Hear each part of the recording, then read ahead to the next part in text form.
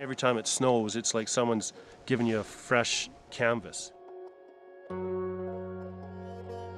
All the different tracks for the snowshoe hare and the wolverines and the lynx and the moose and the caribou that are in this area. All those tracks tell a story. I wasn't really a big fan of what I did, Monday to Friday. I had never been to the Yukon before. I had a few friends tell me it's everything that you've ever dreamed Canada would be. Just go. You'll understand when you get there. I was born and raised here in Whitehorse.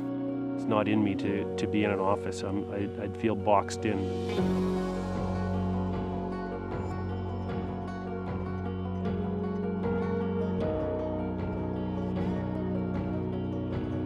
I actually quit my job.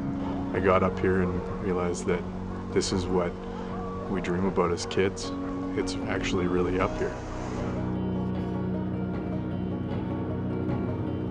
That's what I love, that sense of adventure, and through that I get to help people live out their dreams as well. The freedom to explore, the stillness, the quietness. As Robert Service says, it fills you with peace.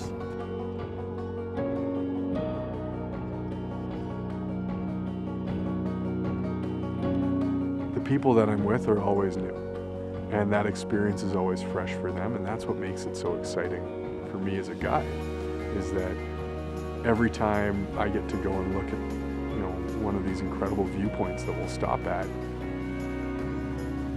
everybody around me is seeing it with fresh eyes